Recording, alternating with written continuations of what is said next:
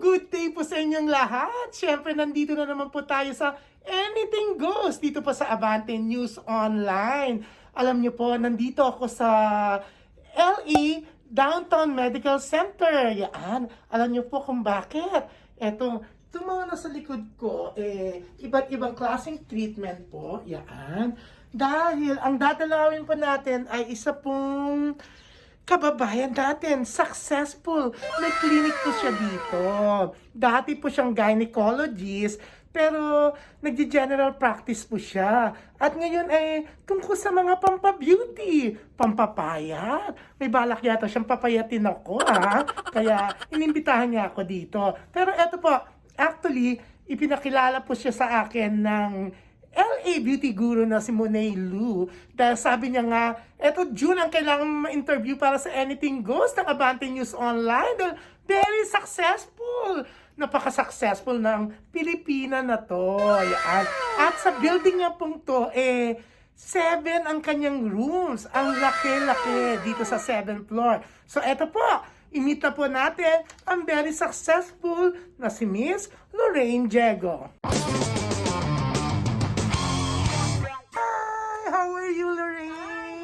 Yeah, thank you for welcoming ang Abante News Online dito sa clinic mo. Ito is, bumati ka muna sa mga nanonood sa Abante News Online. Hello, magandang hapon sa lahat ng nanonood sa Abante News Online. Thank you for coming to my office. I'm Dr. Loraine Diego. Siyempre kikilalanin ka namin, no? Di ba?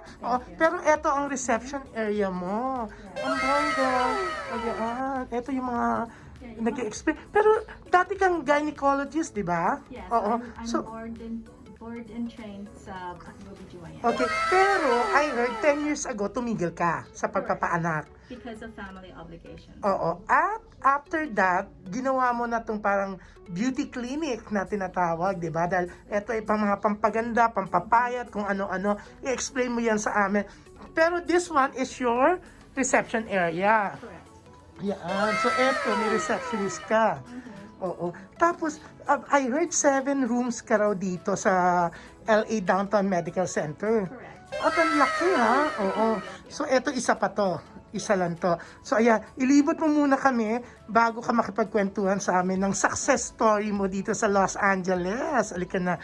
So, unahin natin, yan. Eto, ano to? Sa'yo rin to. Yes, correct. Oo. What's this room? Yeah. Sorry, this is our lab. This is where May lab. Yes, this is where we draw the blood. We also, we keep our medicines in here. We have here an in-body body fat analysis machine. Ito yung hahawakan mo, di ba? Yes. Pag mahahawak, tapos pati yung height nga, di ba? Exactly, because we do weight loss programs here. Okay. So that is one of that. Kaya pala na-excite ka na makita mo daw yung picture ko. Pero nag-lose na ako ng more than 40 pounds since January. Oo nga. Yan. So, ito yung kinukunan din yung dugo and everything. Correct. This is where my medical assistants are, and this is where we keep, again, a lot of our medicines and our products. So, ilan ba ang tao mo? Kasi sabi mo talaga, medical assistants. We have about 4. Okay. So, yan. So, ito, second room to. Yes. So, therefore, we're going to the patient room. Okay.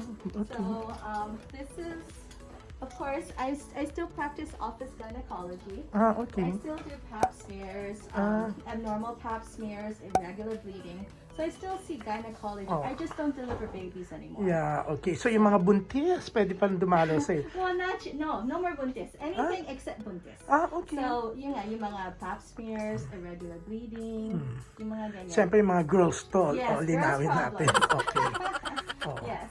So this is one of our patient rooms. Okay. Okay, and then this is now my treatment room. So this is where I wanted to kind of show you, like. Ito yung sa mga skin naman. So this is actually for the abs. Abs. Yeah, to make the. It's for core. This machine is called M-Sculpt. Oo. Ito yung para ka nag-sit up for 30 minutes, parang napaka ilang hundreds o libo. 20,000 sit-ups. Sit-ups in 30 minutes. Oo, yan. May mga celebrity kasi akong kilala na ito yung machine na ginagamit sa kanila sa mga iba't ibang mga beauty clinics in the Philippines. At yun nga, for 30 minutes, para ka nag-sit down ng 20,000. Bongga. And also, if you use it on your buttocks naman, it's like 20,000 squats. Yeah. So, gaganda ang behind. Ang We bongga. also have it for the biceps. Okay. So for a lot of people who want to build that biceps. Para pag katulad ko, dahil pumayat ako, law na siya, pwede pa siyang mag-perm? Exactly. So it will definitely, it hypertrophies the muscle. So the muscle fibers actually enlarge. So we can do that for biceps, and we can actually do it for the calf muscle. Okay. So, Ito yung dito, no? Sa likod. the calf muscles also can be enlarged.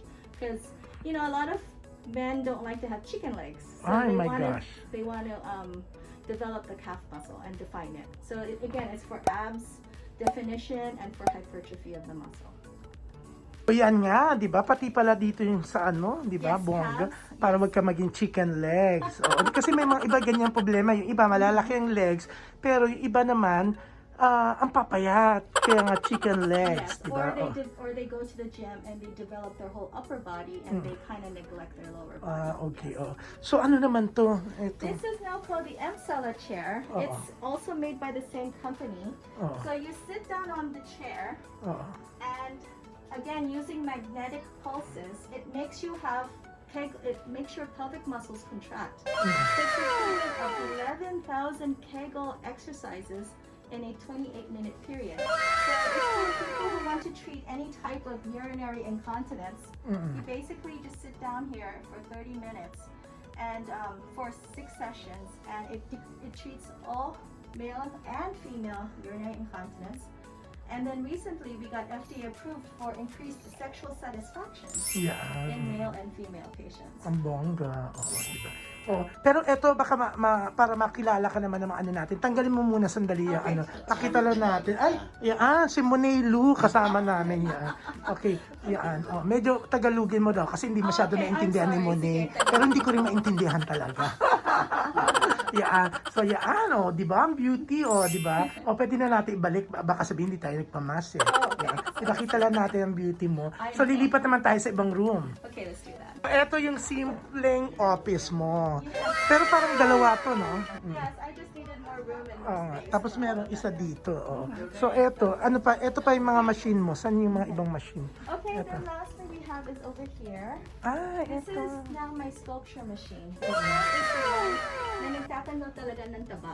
Bongga, kailangan ko yan. I love this machine. Yes, kaya ako nga kinuha to kasi talagang permanent ang fat loss. Kasi yung mga ibang machine na parang radio frequency, parang nire-rearrange lang yung taba. Ito talagang lipolysis. You actually kill the fat cell. So permanently mawawala. So like one of the popular treatments is dito sa baba. Tinatanggal yung taba dito sa baba. So therefore, we actually can, you put it against the chin for 24 minutes. And then you lose 24% of the fat dito sa baba. Ang bongga.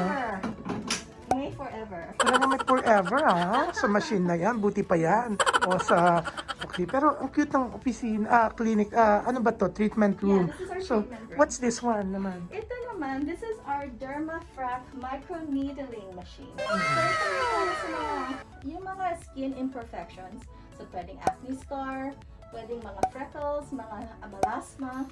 So ito ang nagtatanggal ng ganyan. At saka tigyawat. Acne is a big one. Ano ba yung melasma? Yung parang hindi pantay ang kulay mo? Melasma, like the dark colors. Yeah. Kasi usually hormonal yan sa mga babae. Yung mga nagbibilad sa araw. So yun nga, dahil nagbibilad sa araw, nagkakaroon sila ng permanent discoloration dito sa pisngi. So naaawa ako kasi biro mo permanent yan. So para siyang tattoo. So yan, mga ganyan, nagtatanggal siya ng mga melasma. Ang bongga talaga ng pagtatagalog. Talagang yung pagka-slang, ang bongga, di ba? Pero yun nga, di ba, itong mga machine mo, nakilala na natin. Mas kikilalanin po natin si Loraine. Yan, sa interview na namin sa kanya. So yan, paano ka nga ba nag-start dito sa Amerika, Miss Loraine? Well, I was born in Guam. My dad was in the U.S. Navy. So I moved to the Philippines at 10 years old. In 1982, 1 month before Ninoy Aquino died, I did high school in Malolos, Bulacan, and I did 2 years at UP Manila. At that time, the EDSA revolution #1 happened. So we thought medyo magulo ang Philippines. We moved back to Los Angeles in So this was in 1988. 88. So I was 2 years after pa naman ang People's Power. Exactly. Oo. Tapos, So I was at UP Manila and I was able to transfer to USC for college, and where I finished my bachelor's in psychology. So I wanted to go into med school. So I then went to med school in Chicago Medical School, and I graduated in 1997. I was trained as an OBGYN at Kern Medical Center in Bakersfield and at Glendale. So I was an OB for about 10 years. 2008, 2009, I did a career change because of family obligations. Okay, oo.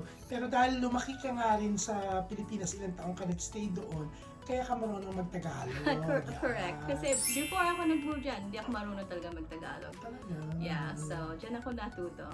Yan. So, dapat medyo mag-Tagalog ka ngayon. Oh, sige. Malaman nila, di ba? So, ano yung naging problema? Bakit iniwan mo yung pagiging OBGYN? OBGYN, exactly. So, in 2008, my firstborn was about 5 years old, 6 years old, and my second one was like 1 or 2 years old. They were both diagnosed with autism. So it was a very big shock to the system. My husband and I, we were both physicians. So, syempre inisip namin, saan to nanggaling? Pareho tayong doktor. But paano nangyari ito sa parehong nating anak? So it was a game changer. So I realized I needed to leave the hectic lifestyle of OBGYN. So I decided to do more general practice and more aesthetics. So dyan ako naglipat. Yeah. Okay.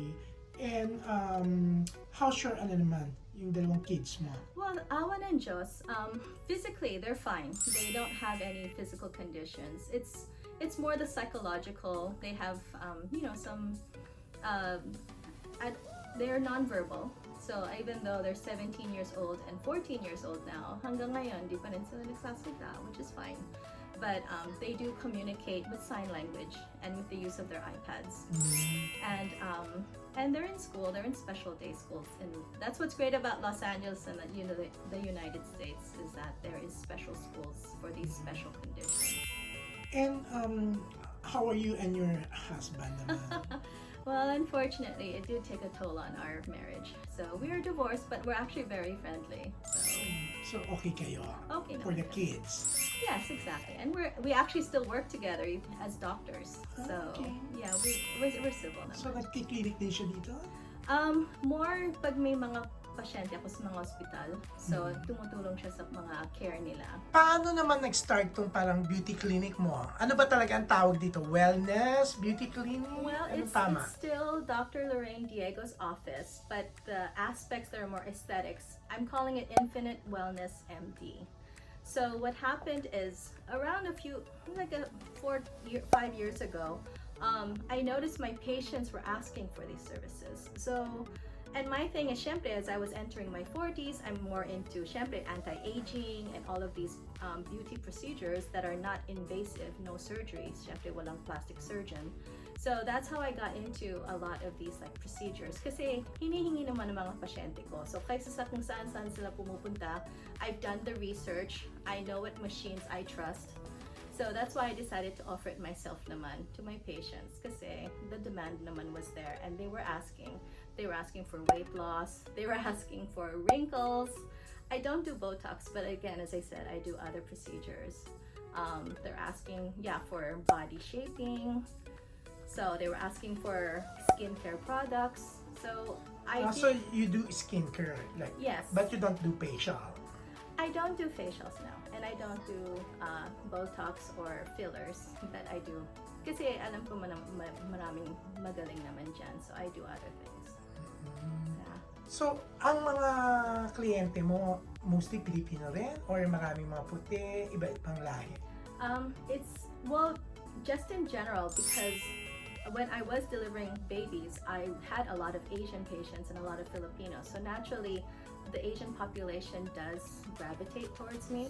Tapos, yung clinic ko dito, malapit sa Koreatown, malapit sa Little Tokyo. So, marami din ako mga Japonesa. And of course, Korean, the historic Filipino town, di ba? I'm right here in the middle of it. So, Kaya karamihan ng mga pasyente ng mga cause like Filipino, Japonesa, as I said, Inchik.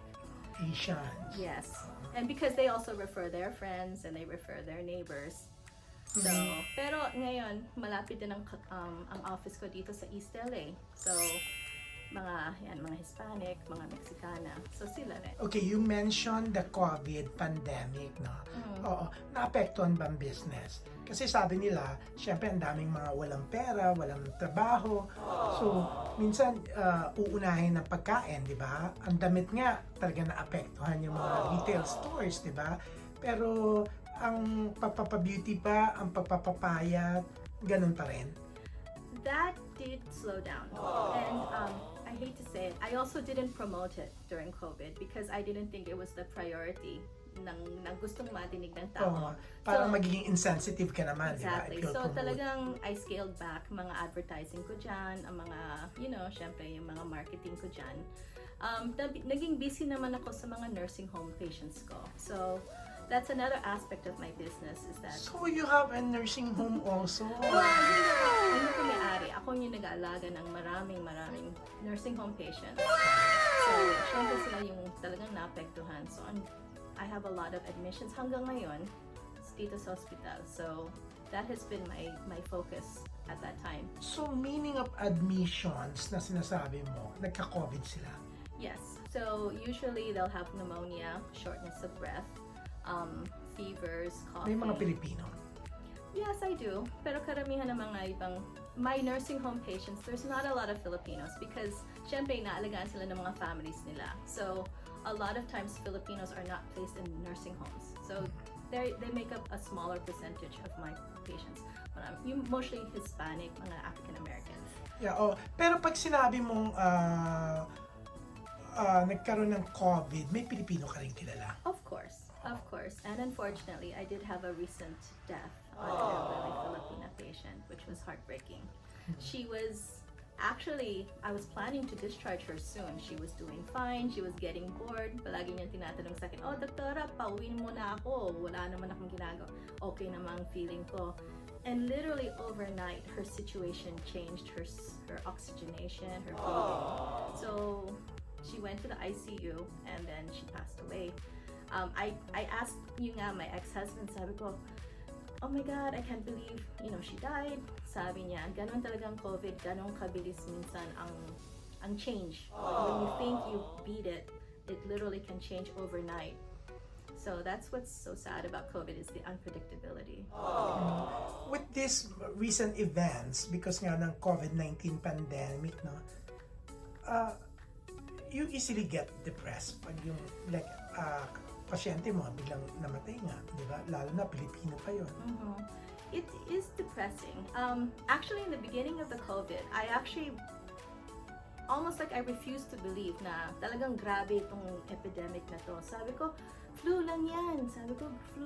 So literally in the beginning, not that I didn't want to see it, pero I guess nagulat ako talaga on how different itong virus is talaga. Talagang, as I said, mataas ang death rate ng mga elderly pag nahahawa sila ng COVID. But I don't want to say I'm depressed, but I really know I'm trying to do the best I could. What's nice about the hospital here at LA Downtown Medical Center, we actually have what's called remdesivir, which is that Ebola antiviral drug that the government was kind of talking about a few months ago. So we were able to get a lot of dosages. So yung sinasabi mong gamot nga, no? Yung marami kayo, di ba? Effective siya? Yes, pretty much. It does. I really feel it does help contribute sometimes to the, how do I say it? Maybe not all the time. Mga 60 to 70% of the time, napapansin ko tumutulong siya. That's but 1/3 of the patients, maybe not. So, but I feel it's better than nothing, and that's what's nice about this hospital. Yeah, okay. Sa tingin mo, doktora, kasi pinag-uusapan, maraming takot lumabas habang walang vaccine. Takot ako na bumalik ka agad ng Pilipinas, sumakay ng aeroplano habang walang vaccine. Sa tingin mo, malapit na talaga? Kasi sabi meron na raw, tinitest na. maybe not that I'm a pessimist, but I'm basing most of my information on the Spanish flu from 1918. But I don't think they're gonna have a vaccine till next year. But that's just my personal feeling. Maybe I'm just expecting the worst. Pero matutuwa syempre ako, syempre pag nagkaroon agad. But I'm not yet being optimistic yet. Ayan. Being a doctor, no, anong advice mo sa mga tao na, yun nga, para makaiwas sa pandemic na to? Definitely masks. This is the number one. Social distancing. If one person was just, there's actually a study. If one person was exposed to 2.5 people, within a month, that becomes 400,000. Something like that. And then if that one person was exposed only to one person in the next few days, that only became like 100. So talagang social distancing, really staying home, it really makes a big difference in flattening the curve. So whatever you're doing, keep it up. Yes, washing hands and just being smart out there. So kung hindi kailangan lumabas, wag na. Definitely. Lalo na the high risk populations are high blood pressure, heart disease, obesity, and diabetes. And I hate to say it, marami tayong mga kababayan. Unfortunately, yan ang mga family history natin. So kahit na, even though we try hard, unfortunately, nasa lahi natin itong mga conditions na to. Syempre, we're at high risk of developing it ourselves. So therefore, we're the ones that will get, sicker with COVID.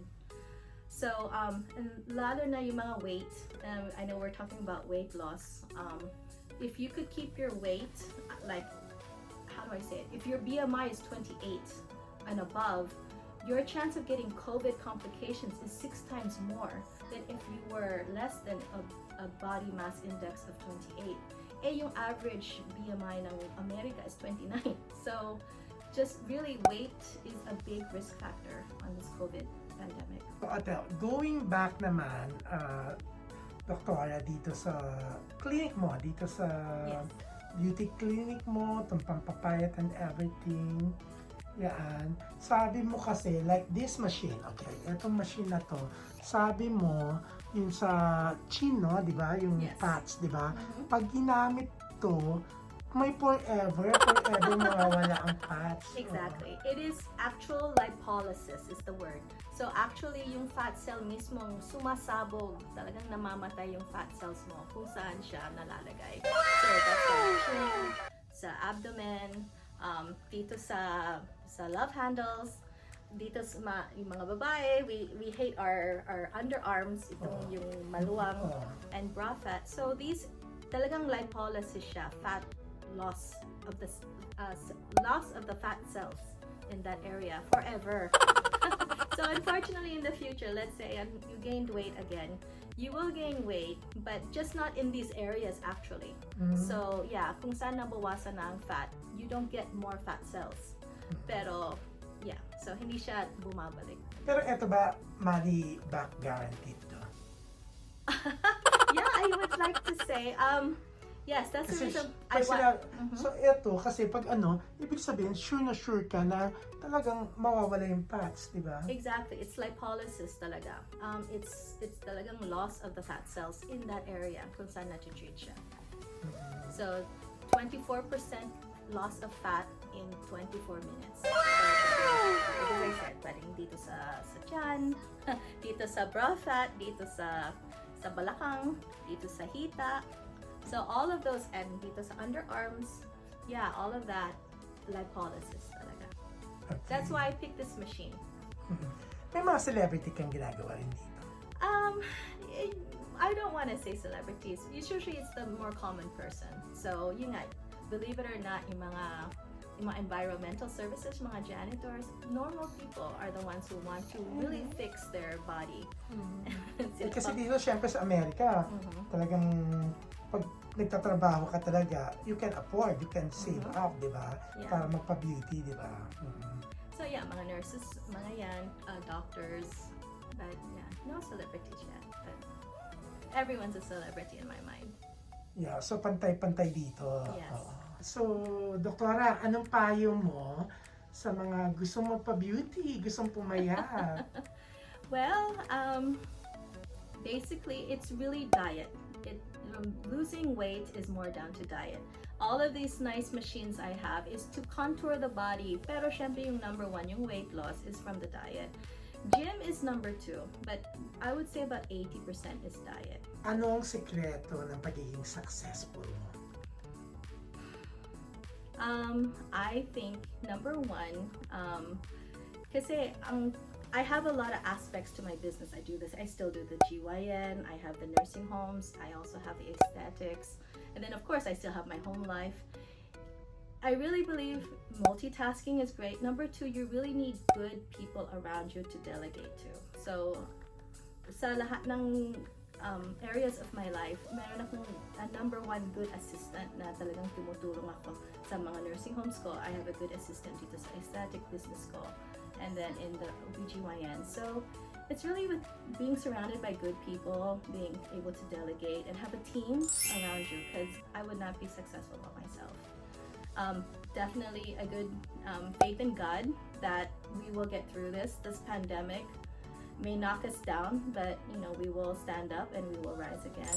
So that's definitely helping, is a good faith as well. Yeah, at syempre thank you very much pag-welcome mo sa amin dito. Ang Abante News Online, itong Anything Goes show ko, di ba? Thank you, Dr. Loraine Diego. Thank you, and have a great day, everyone. We're so proud of you kasi, di ba, talagang nakaka-proud ang mga successful na kababayan natin dito sa Los Angeles na katulad mo. Ayan po, at nakachikahan natin si Dr. Loraine Diego. Siyempre po, ang clinic niya ay nasa 7th floor ng LA Downtown Medical Center. Yan, malapit na malapit po sa historic Filipino town. Malapit din sa Little Tokyo. Malapit na malapit sa downtown Los Angeles. Yan. Maraming salamat sa pag-welcome mo sa amin sa aesthetic clinic mo, Dr. Loraine Diego. Mga kaibigan, ito na naman po si June Lalin para na naman po sa isang edisyon ng Anything Goes dito po sa Abante News Online. Maraming salamat sa panonood. Bye!